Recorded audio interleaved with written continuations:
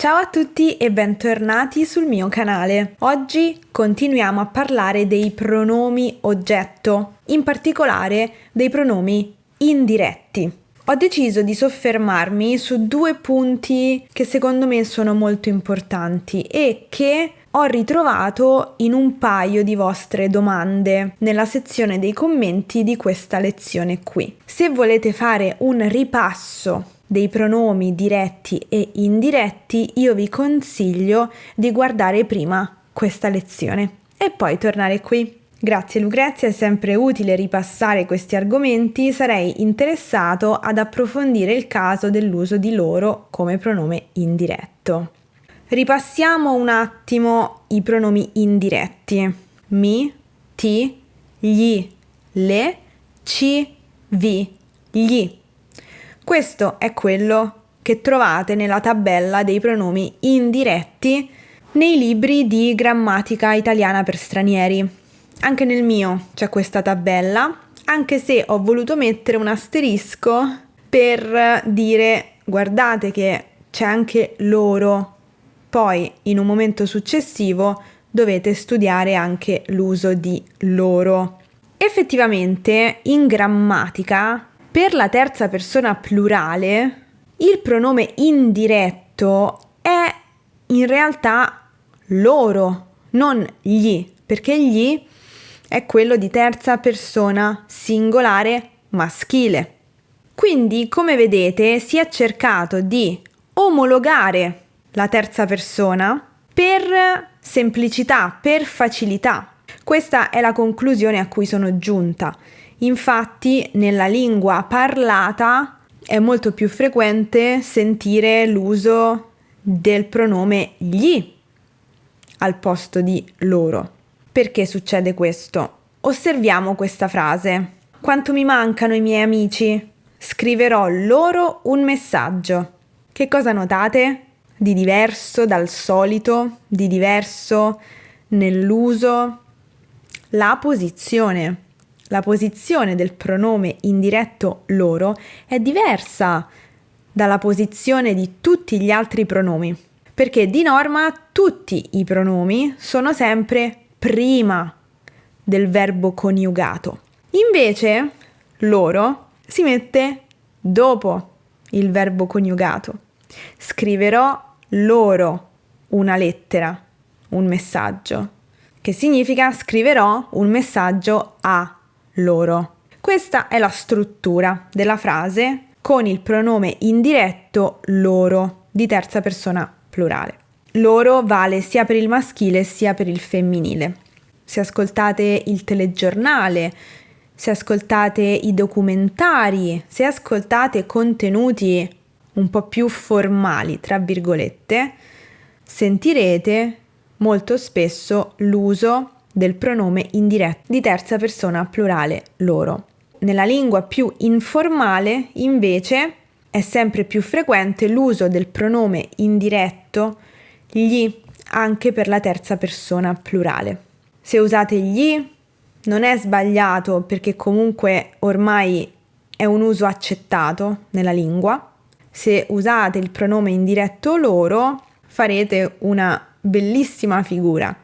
Però non dovete sentirvi obbligati ad usarlo, perché tanti parlanti madrelingua non lo usano.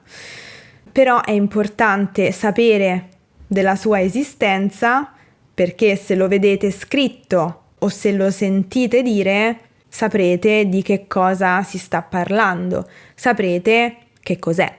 Quello che mi piace sempre ripetere nelle lezioni è che tutte le cose di cui noi parliamo non devono essere studiate per essere usate per forza, ma le studiamo per conoscerle e per riconoscerle quando ascoltiamo o quando leggiamo la lingua. Perché ovviamente più cose sappiamo riconoscere e più saremo a nostro agio in una conversazione. Quindi, per fare un attimo il punto della situazione, perché gli sostituisce ormai loro come pronome indiretto di terza persona plurale? Perché è più facile.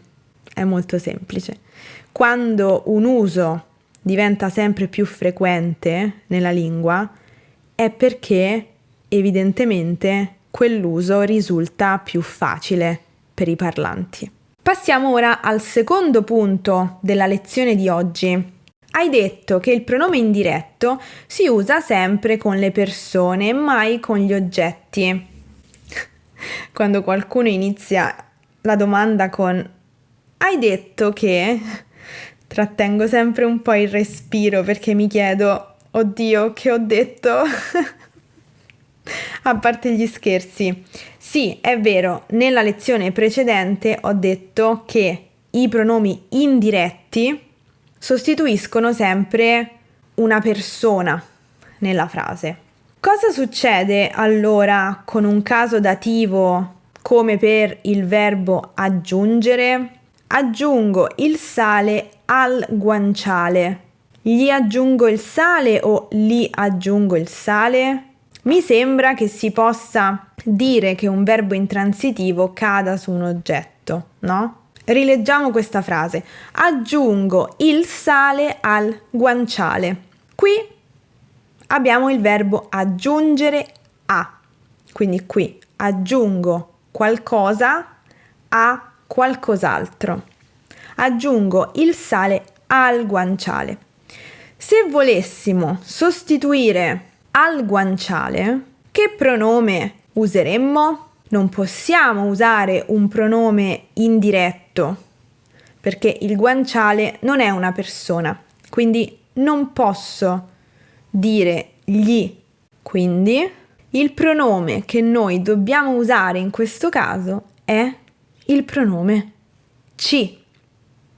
Zan zan. Il famigerato ci. Quindi la frase diventa ci aggiungo il sale. Ci aggiungo il sale. Già. Vi faccio un altro esempio. Prendete il verbo credere. Il verbo credere regge un complemento di termine perché vuole la preposizione a. Credere a qualcuno, ma possiamo anche dire credere a qualcosa. Se io dico credo a Gianluca, credo a Gianluca. Se voglio sostituire a Gianluca, che è il complemento di termine, devo usare un pronome indiretto, maschile singolare, quindi di terza persona. A Gianluca, a lui.